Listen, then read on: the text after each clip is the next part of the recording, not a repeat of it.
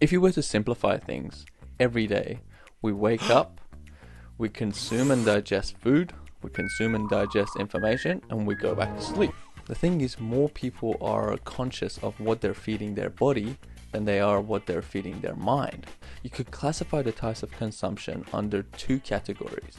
Mindless consumption, which would be scrolling endlessly on TikTok, IG, or just watching random YouTube videos just for fun and entertainment. Secondly would be mindful consumption, like reading books that you're into, watching educational YouTube videos that further your cause and your knowledge about stuff that you want to know, reading Substacks or blog from people that are good writers and talk about the stuff that you want to know more about. So I'll leave you to decide which one's the better one to do.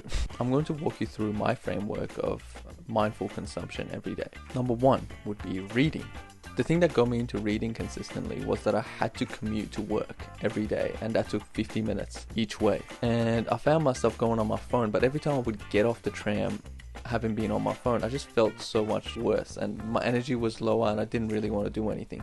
So the way I'd started to make it more productive was to read. But when it comes to reading, there's two things that have come up that helped me continue on with reading.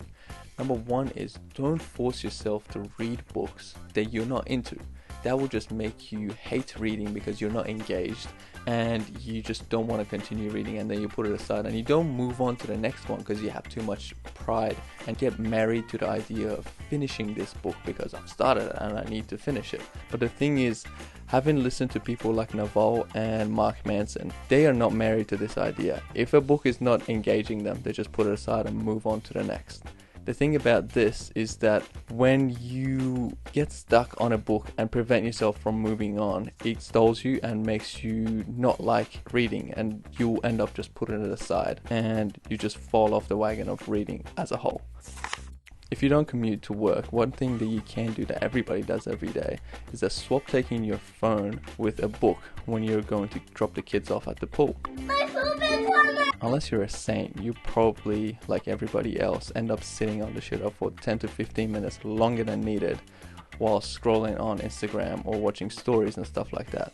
But if you have a book that's got you engaged, you end up doing that but reading a book, so when you've finished your session you come out feeling that you've been productive. The other thing that's helping me out is reading before sleep, but nothing hectic, personal development and stuff like that. I'm reading sci-fi, which I didn't think I would be into, but honestly it's actually helping out because I still watch TV before I go to sleep, but I leave 30 to 45 minutes before I actually go to bed and I just read. That helps me go to sleep a lot easier and keeps those pesky blue lights away. Second, podcasts. Find a topic that you're interested in and then find an expert that does podcasts in that niche and then go from there.